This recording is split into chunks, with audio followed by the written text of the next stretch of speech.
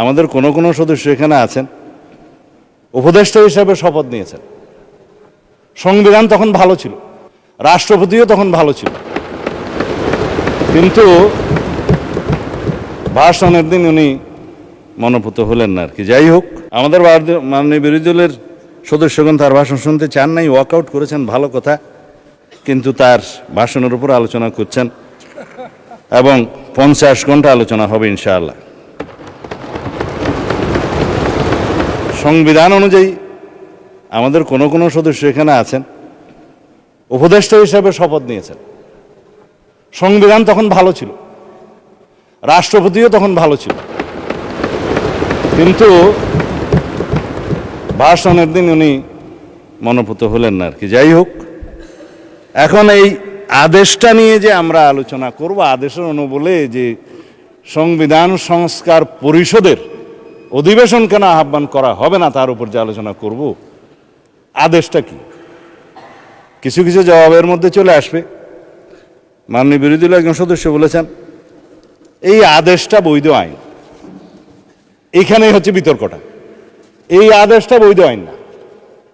রাষ্ট্রপতি আদেশ জারি করতে পারতেন, পাস্ট টেন্স।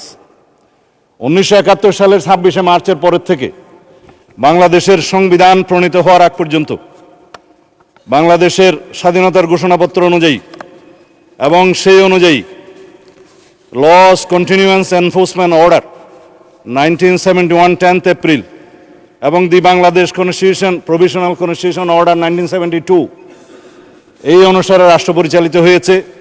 রাষ্ট্রপতি অর্ডার জারি করেছেন, রাষ্ট্রপতির অর্ডার অনুসারে নবগঠিত রাষ্ট্র পরিচালিত হয়েছে। আদেশগুলো সবগুলোকে বৈধতা দিয়ে সংবিধানের প্রথম এবং চতুর্থ তফসিলে বৈধতা দেওয়া হয়েছে, কন্টিনিউশন হয়েছে। আমি সেই আদেশকে বৈধ আদেশ মনে করি। যে হাইকোর্টের আদেশ, যে রুলিংয়ের কথা বললেন, সেই আদেশগুলোকে আইনে পরিণত আইন বলে স্ট্যাটাস দেওয়া হয়েছে। অবশ্যই আর্টিকেল 152 অনুসারে একটা হচ্ছে ল, আরেকটা হচ্ছে এক্সিস্টিং লস। আইন এবং প্রচলিত আইন দুই জায়গাতেই আদেশ হচ্ছে বৈধ আইন। অন্যান্য প্রথা, রুলস সব কিছু বৈধ আইন, আদেশও আইন।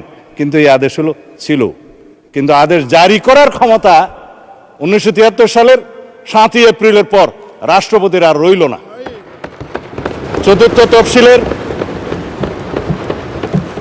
সংবিধানের চতুর্থ তফসিলের ধারা 3 সাবসেকশন 2 সাবসেকশন 3 অনুসারে যে সমস্ত আদেশ জারি হয়েছিল সেটা বৈধ, এবং যে সমস্ত আদেশ জারি হয়েছে সেটা পরে রাষ্ট্রপতি বাংলাদেশে প্রণীত সংবিধানের সাথে সামঞ্জস্যপূর্ণতা দেওয়ার জন্য সেটা আদেশ সংশোধনও করার ক্ষমতা দেয়া হয়েছে।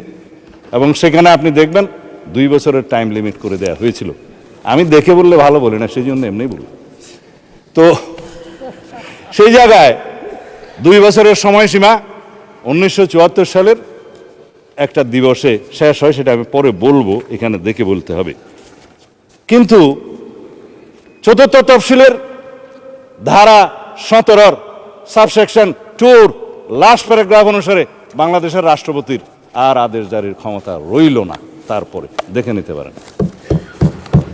তারপরে রাষ্ট্রপতি আদেশ জারি করলেন কিভাবে, সেটাই হচ্ছে আজকের ফ্যাক্টর ইস্যু।